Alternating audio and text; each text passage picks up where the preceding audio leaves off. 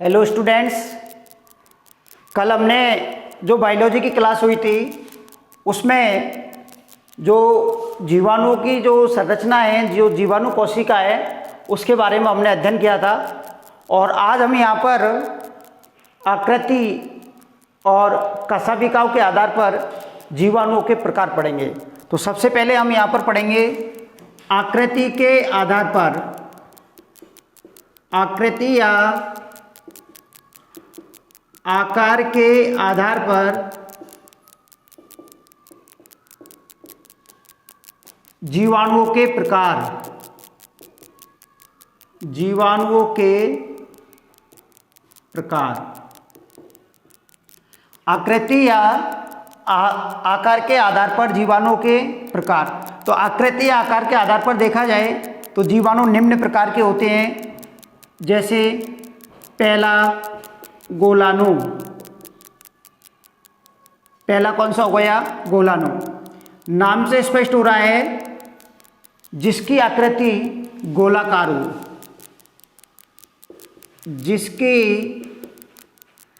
जिसकी आकृति गोलाकार होती है। कैसी होती है बेटाओ? गोलाकार होती है। वो जीवाणु जो होता है वो गोलाणु जीवाणु कहलाता है, क्योंकि उसकी जो आकृति होगी वो कैसी होगी? गोलाकार होगी। अब यदि इन गोलाणुओं को देखा जाए तो ये भी निम्न प्रकार के होते हैं। कौन कौन से प्रकार है? पहला है मोनोकोकस या मोनोगोलानी। मोनोकोकस का मतलब है जिसमें केवल एक, इस प्रकार की संरचना, एक कोकस उपस्थित हो या गोलाणु उपस्थित हो, तो हम कह सकते हैं जिसमें केवल एक कोकस उपस्थित हो या एक गोलाणु, एक कोकस उपस्थित हो। जिसमें केवल एक कोकस उपस्थित है वो कहलाता है मोनोकोकस। और यदि इसका उदाहरण देखा जाए तो उदाहरण है इसका कोकस ऑरियस। कौन सा उदाहरण है इसका? कोकस ऑरियस। दूसरा यदि देखा जाए तो दूसरा हो गया बेटा डिप्लोकोकस। नाम से स्पष्ट हो रहा है डिप्लोकोकस। तो इसमें कितने कोकस उपस्थित होते हैं? 2। ये मोनोकोकस तो एक गोलाणु, डिप्लोकोकस तो कितने गोलाणु हो गए? 2। तो हम ये लिख सकते हैं जिसमें 2 कोकस उपस्थित हो, जिसमें 2 कोकस उपस्थित हो वो कहलाता है आपका डिप्लोकोकस। क्या कहलाता है? डिप्लोकोकस। अगर इसका एग्जाम्पल देखा जाए तो इसका एग्जाम्पल है डिप्लोकोकस निमोनी, डिप्लोकोकस निमोनी, ये इसका एग्जाम्पल है। अगर हम अगली बात करते हैं इसके, ये ए, ये बी और ये आपका हो गया क्या? सी। अगला बात करते हैं तो वो आता है टेट्राकोकस। टेट्राकोकस। टेट्राकोकस का मतलब है जिसमें 4 कोकस उपस्थित हो। कितने कोकस उपस्थित हो? 4। तो वो टेट्राकोकस कहलाता है। जिसमें 4 कोकस उपस्थित है तो वो टेट्राकोकस कहलाता है। तो इसको बोलेंगे टेट्राकोकस। कह सकते हैं जिसमें 4 कोकस उपस्थित हो, जिसमें 4 कोकस उपस्थित हो वो टेट्राकोकस कहलाता है। कौन सा कोकस कहलाता है? टेट्राकोकस। अगर उदाहरण देखा जाए तो इसका जो एग्जाम्पल है वो है नाइसीरिया। कौन सा उदाहरण है बेटाओ? नाइसीरिया। ये जीवाणु है। नाम से स्पष्ट हो रहा है, मोनोकोकस, एक कोकस उपस्थित, डिप्लोकोकस, दो कोकस उपस्थित, और टेट्राकोकस तो 4 कोकस उपस्थित। यदि हम बात करते हैं अगली डी की तो वो है बेटाओ स्ट्रेप्टोकोकस। स्ट्रेप्टोकोकस, इसमें जो कोकसों की संख्या होती है वो 4 से अधिक होती है। 4 से कैसी होती है? अधिक। तो हम कह सकते हैं 4 से अधिक होती है। और कैसे होती है, कैसे जुड़े रहते हैं? इस तरीके से देख लो बेटा, इधर ये 4 से अधिक संख्या हो गई। तो ये हो गया आपका स्ट्रेप्टोकोकस। इसका एग्जाम्पल देखा जाए तो स्ट्रेप्टोकोकस लैक्टिस। एग्जाम्पल क्या होगा इसका? पहले परिभाषा लिख देता हूं, जिसमें 4 से अधिक कोकस उपस्थित हो।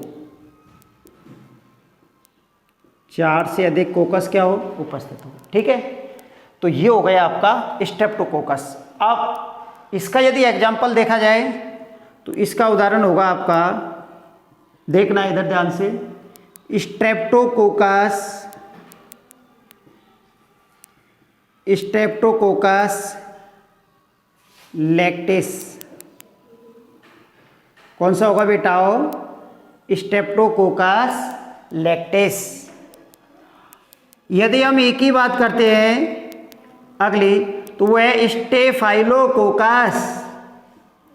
स्टेफाइलोकोकस, इसमें क्या होगा? इसमें भी 4 से अधिक कोकस होते हैं, लेकिन वो अनियमित आकृति में होते हैं। कैसी आकृति में स्थित होते हैं? अनियमित आकृति में, बिखरे हुए रहते हैं, अनियमित आकृति में स्थित होते हैं। तो हम कह सकते हैं इसमें कोकस अनियमित रूप से बिखरे रहते हैं। मतलब एक फिक्स रूप नहीं है कि एक लाइनिंग में हो या किसी में भी हो, अनियमित रूप से व्यवस्थित रहते हैं, व्यवस्थित रहते हैं।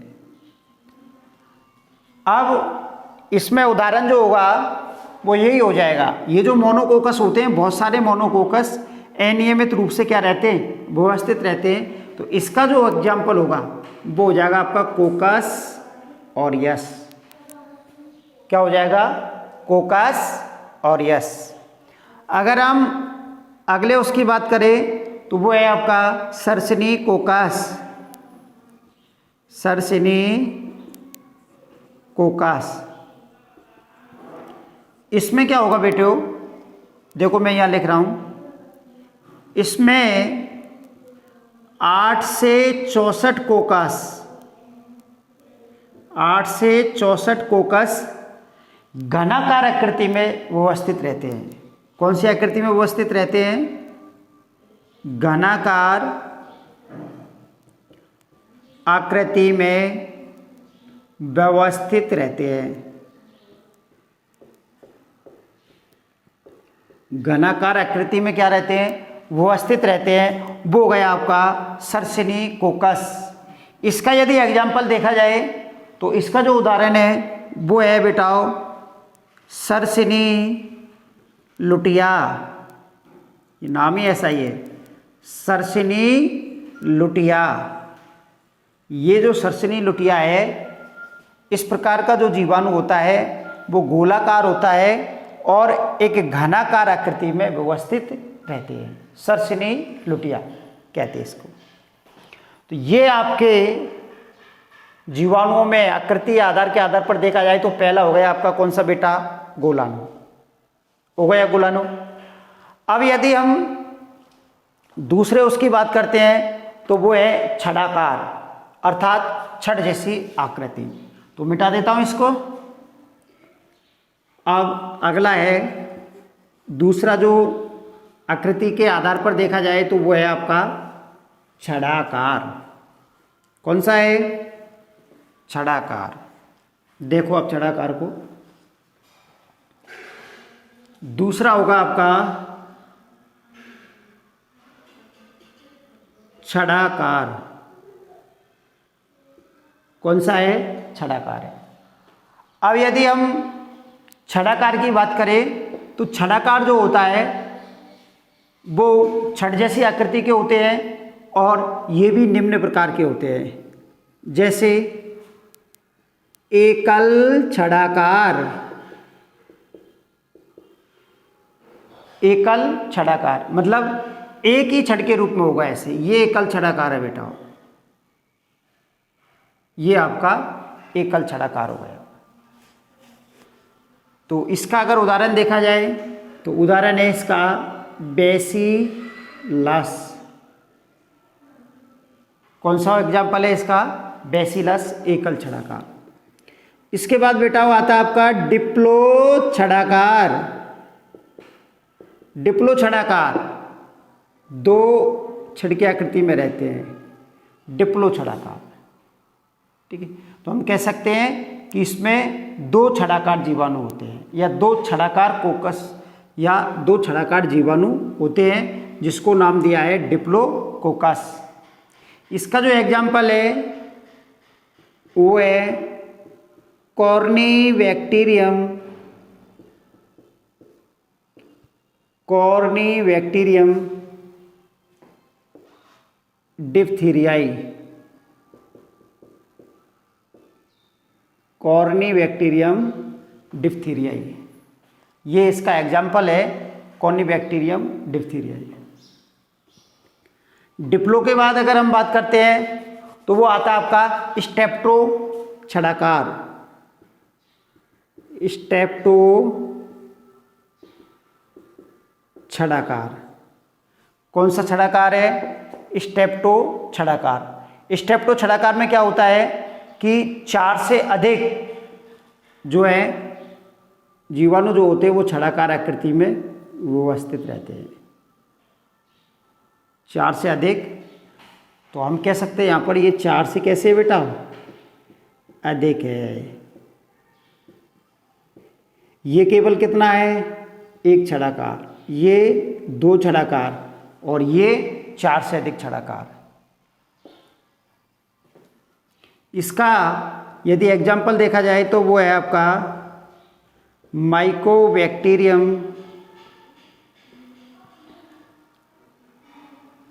Mycobacterium tuberculosis. Mycobacterium tuberculosis. Microbacterium tuberculosis. स्टेप्टो छड़ाकार मतलब 4 से अधिक, एकल छड़ाकार, एक छड़ उपस्थित, डिप्लो छड़ाकार, 2 छड़ उपस्थित, स्टेप्टो छड़ाकार, 4 से अधिक छड़ उपस्थित। तो ये दूसरा जो है वो है आपका छड़ाकार वाला हुआ है। अब इसी में ही तीसरा जो पॉइंट है वो है आपका सर्पिलाकार। कौन सा है बेटा, सर्पिलाकार। नाम से स्पष्ट हो रहा है इसमें जीवाणु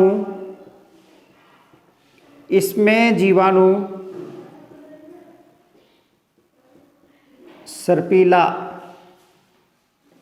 होता है, सर्पिलाकार होता है। ये इस तरीके से जो जीवाणु होगा उसकी पोजीशन होगी, ये सर्पिलाकार है। कैसे होगी, सर्पिलाकार।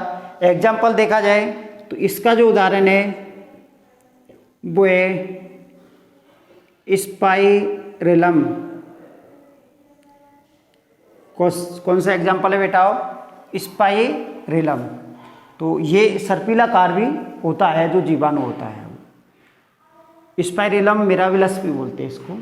उसके बाद अगला जो आता है वो है आपका तंतुमय।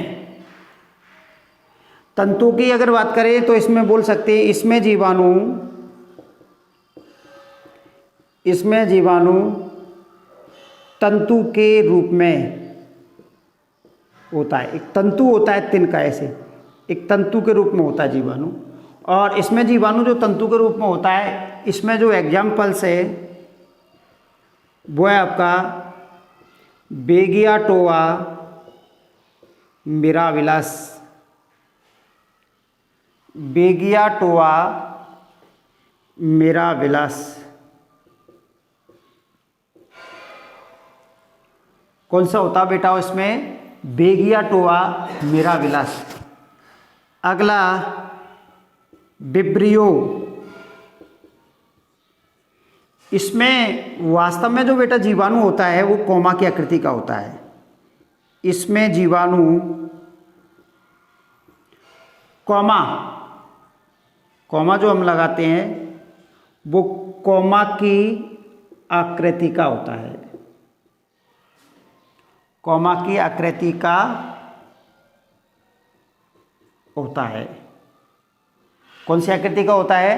कोमा की आकृति का होता है। अगर हम उदाहरण की बात करते हैं तो वो है आपका विब्रियो कॉलेराई, जो हैजे का जीवाणु है। तो हम नाम लिख सकते हैं विब्रियो कॉलेराई, ठीक है। इसको हम कोष्टक में लिख सकते हैं हैजे का जीवाणु। किसका जीवाणु है ये? हैजे का जीवाणु है। और यदि हम लास्ट में बात करें, छठवां जो है वो है आपका बहुरूपी।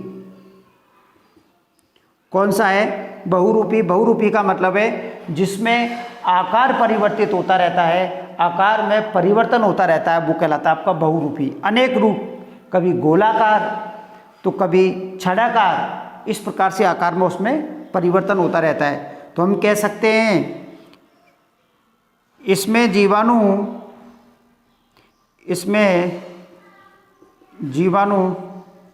आकार में परिवर्तन होता है, जीवाणु आकार में परिवर्तन होता है, फिक्स नहीं है। कभी वो छदाकार भी हो सकता है, कभी वो सर्पिलाकार भी हो सकता है, कभी वो गोलाकार, कभी वो छदाकार, कभी वो सर्पिलाकार, कभी वो कोमा के रूप में और कभी वो तंतु के रूप में। किसी भी रूप में भी हो सकता है। वो कोमा के रूप में भी हो सकता है विब्रियो, तंतु में भी हो सकता है, ये तंतु में है। सर्पिलाकार भी हो सकता है, कोमा में भी हो सकता है, तंतु के रूप में भी हो सकता है, छदाकार भी हो सकता है और गोलाकार भी हो सकता है। इसका जो उदाहरण है वो है बेटा एसिटोबैक्टर। कौन सा उदाहरण है? एसिटोबैक्टर। तो ये एसिटो जो बैक्टर है वो बहुरूपी का एग्जाम्पल्स है। तो हमने यहाँ पर देखे हैं कि आकृति या आकार के आधार पर यदि देखा जाए तो जीवाणु के जो प्रकार है वो 6 हमने बताए यहाँ पर। पहला कौन सा हो गया बेटा? गोलाणु। दूसरा छदाकार, तीसरा सर्पिलाकार, चौथा तंतु में, पांचवा विब्रियो और छठवां हो गया आपका बहुरूपी हो गया। तो यहाँ पर ये जो 6 जो है वो है आपके गोलाणु, छदाकार, सर्पिलाकार, तंतु में, विब्रियो और बहुरूपी। इस प्रकार के जो जीवाणुओं को यदि देखा जाए तो आकृति और आधार के आधार पर जीवाणुओं के निम्न भाग होते हैं। तो सभी जो स्टूडेंट्स हैं वो इनको आकृति और आकार के आधार पर वीडियो को देखना और अच्छी तरीके से पढ़ना। आपका जो रफ रजिस्टर आपने जो बना रखा है उसमें इनको नोट करना, इनके जो एग्जाम्पल्स हैं उनको नोट करना, और ये जो गोलाकार, छदाकार, सर्पिलाकार, तंतु में, विब्रियो, बहुरूपी, इनको आपको सभी को याद करना है। अब हम कल नेक्स्ट वीडियो में लेके आएंगे कशाभिका के आधार पर जीवाणुओं के प्रकार, जो नेक्स्ट पढ़ेंगे।